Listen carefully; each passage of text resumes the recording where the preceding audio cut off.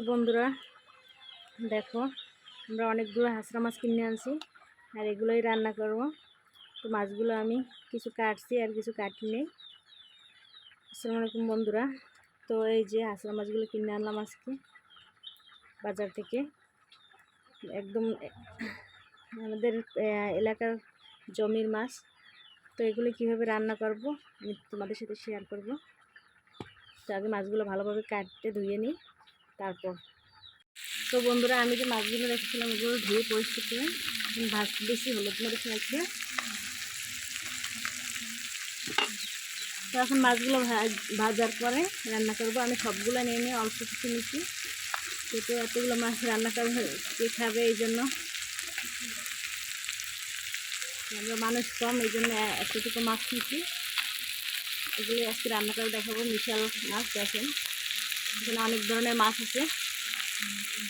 মাছটা ভালো করে ভাজিয়ে নিই, তারপর কীভাবে রান্না করবো সেটা আপনাদের দেখাবো। তো বন্ধুরা, মশলা কষানোর পর মাছটা দিয়ে দিলাম, একটা ঢাকনা দিয়ে দেবো।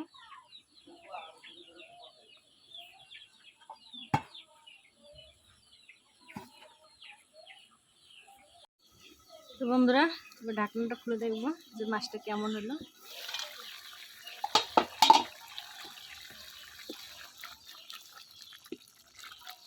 হালকা একটু দিয়ে দিলাম কড়াইতে।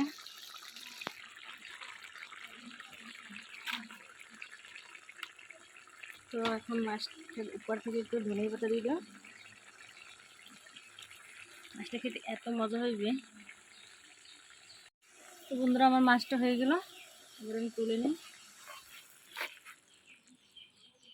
যে আপনাদের আমি দেখাই কত সুন্দর হয়েছে দেখেন।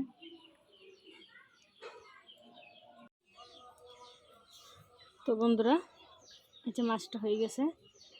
তো গ্রামে আমরা যেভাবে রান্না করি, যেভাবে হাঁড়ি পাতিল ব্যবহার করি, এগুলোই আপনাদের সাথে শেয়ার করি। তো কেউ কিছু মনে করবেন না। তো আমার রান্নাটা ভালো লাগলে লাইক কমেন্ট করবেন আর বেশি বেশি শেয়ার করে দেবেন। আর পেজটি ফলো করে পাশে থাকবেন। ভালো থাকবেন সবাই। আল্লাহ হাফেজ।